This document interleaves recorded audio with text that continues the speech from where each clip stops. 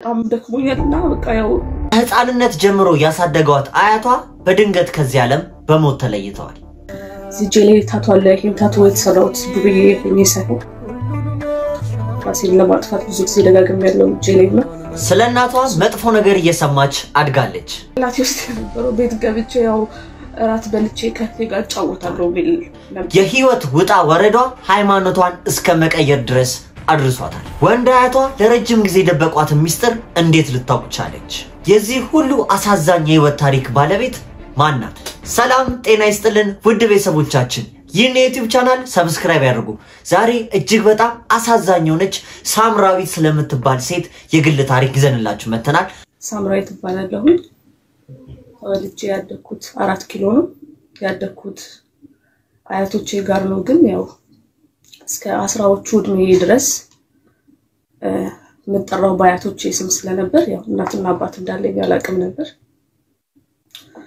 እና ያው 4 ኪሎ ፈርሶ ወደ ጀሞ የሚባል ሰፈር መጣ። እዛ ከፍ ያልኩኝ ስመጣ ያው ያደኩት አያቶቼ እንደሆነና እናትና አባት እንዳለኝ ሰማሁኝ ማለት ነው።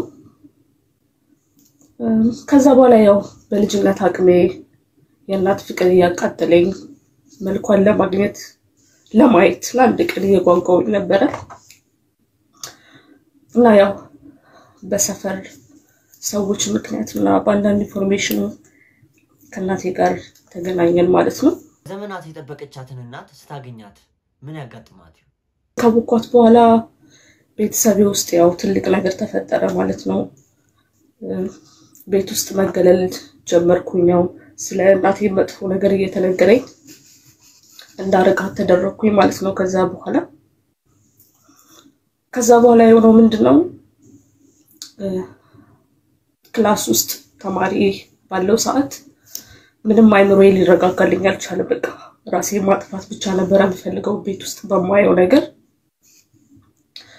ከእናቴ ጋር በድብቅ መገናኘት ጀመር። ከዛ የሆነ ሰዓት ላይ ጠፋች እሷ ማለት ነው። ሳድግ አያቶቼ ቤተሰብ የለንም ማለት አርቀው ያሳደጉን አግለው ማለት ነው። አንድ ታላቅ እህት አለችኝ። አጎት አክስት ምናምን የሚባል ነገር አናውቅም። በቃ እዛው ነው በድህነት የኖር ነው ማለት ነው። አላገናኙንም ከማንም ጋር። እንዳልኩ እናቴ ከተገናኘን በኋላም በዛው ጠፋች። ህይወት እየቀጠለ ያለ አንድ ጓደኛ ያስኩኝ የ10ኛ ክፍል ተማሪ ያለው ማለት ነው። እና ምንድነው የተፈጠረው? በአጋጣሚ ምንም ሳትታመም ያው አያቴ አረፈች ማለት ነው። እንደዚህ አብረን ቁጭ ብለን አውርተን ነው በደቂቃ ሽንት ቤት ገብቼ እስከወጣ ነው እዛ የተቀመጠችበት ሶፋ ላይ አርፋ የጠበቀችኝ ማለት ነው። ከዛው ወንድም የፈለገ ህይወት በጣም ከበደ። እንዳልኩ ከቤተሰብ አርቀው ነው ያሳደጉ። ምንናቀው ነገር የለም። የተወሰኑ ጊዜያቶች አለፉ ያለሷ። የኋላ ሰማ ያው የሞተችበትን መንገድ እነግርሃለሁ። ይሄ ነገር ግን ያው ዛሬ ነው የምናገረው ታንም ማይቅም። ሶሪ አይዞሽ ሳምሪ፣ ያው አሁን ነገሮችን የምናወራሽ ምናልባት ለአንቺ ትንሽ በትንሹም ቢሆን እረፍት መስጠት የምንችል ከሆነ ብለን ነውና በደንብ ተረጋጊና አይዞሽ፣ እኛ እናደምጥሻለን። ሐሳብሽን ሰብሰብ አድርገሽ ንገሪ። እሺ ወንድሜ ፈለገ ነው የሆነው። እንደማንም ያለ ህይወት ቀጠለ። ከዛ የሆነ ሰዓት ላይ እህቴ ልጅ ወልዳ ቤት ነበረች፣ ታላቅ እህቴ ማለት ነው።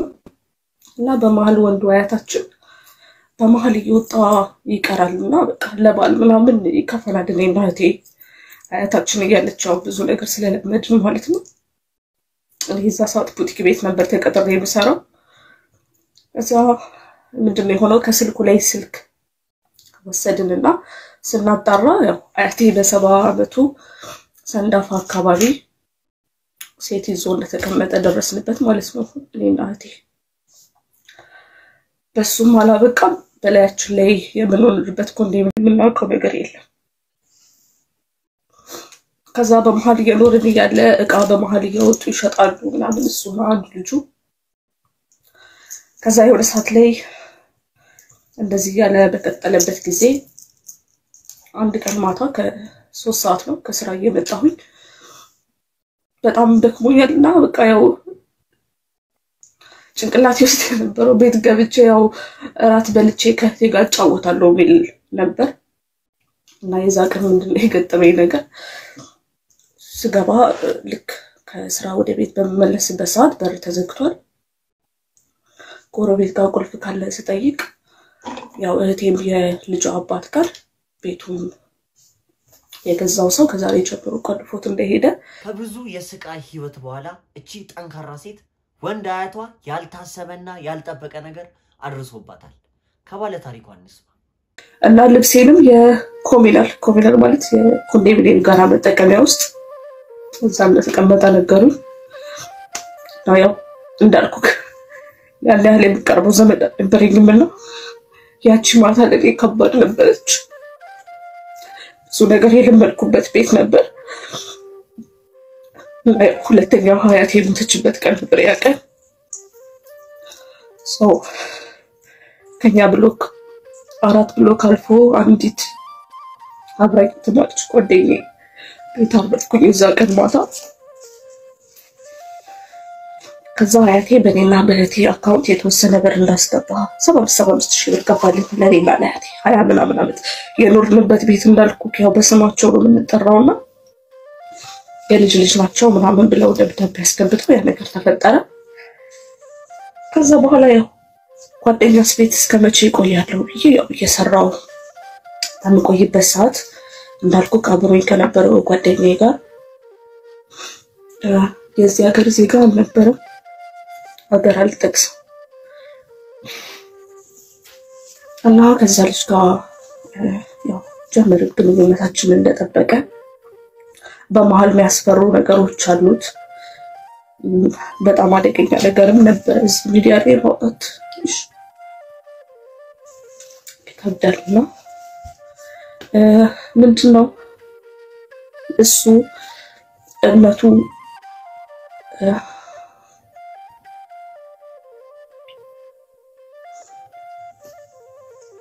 ክርስቲያንም አይደለም ፕሮቴስታንትም አይደለም እስልምና ተከታይም አይደለም። ምንድነው የገጠር ጨለማ ወይም 666 ይመናት የምን ሁሉ በደል ሁሉ ችግር የደረሰባት እቺ ጠንካራ ሴት ሃይማኖቷን እስከ መቀየር እስከ ድቅድቁ ጨለማ እስከ ኢሉሚናንቲ ድረስ እስከ መቀላቀል አድርሷታል። የዚህ ባለ ታሪክ ነገር እጅግ በጣም አሳዛኝ ነው።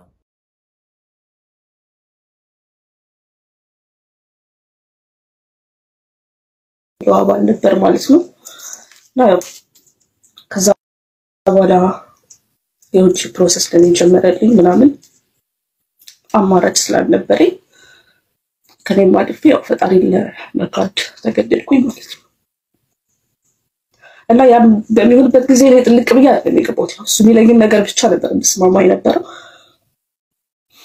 ከዛ ሰርቲፊኬት ምናምን አሰርቶልኝ ምናምን በቃ ሙሉ ነገር ጨርሶልኛል። ሰርቲፊኬት ማለት እዚህ አባል ውስጥ ስትገባ የሚሰጥ ሰርቲፊኬት አለ። በውስጥ ሼር አድርግልሃለሁ እና መታወቂያ። ከዛ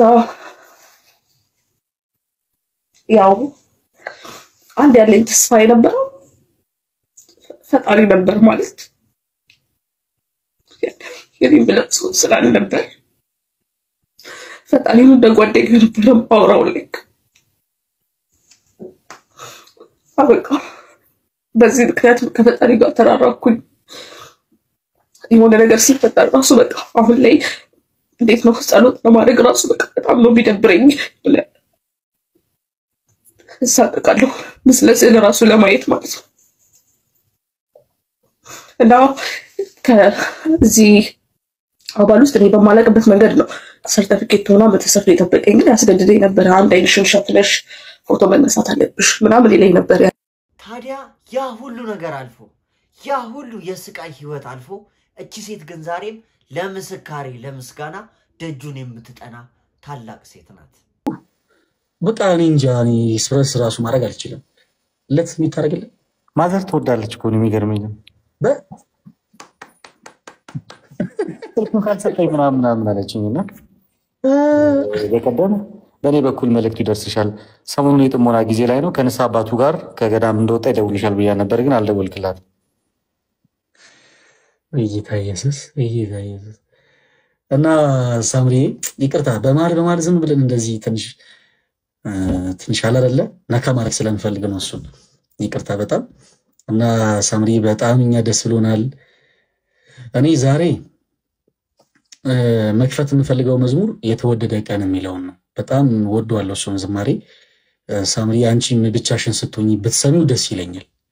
ግን በመካከላችን ደግሞ እጅግ በጣም የምንወደው እጅግ በጣም ጸጋ ይበዛለት ወንድማችን እዝራ በብርታት አለ በግርማ በክብር በላይ በራማ ከቋንቋ በላይ ነህና ይድረስ ምስጋና በሚል ዝማሬ መናቅ በጣም እኔ እሱ መዝሙር ስለምወደው ነው። እና እዝሩዬ ስላለ እዝሩ አንድ ዝማሬ እንደው ብዘምርልን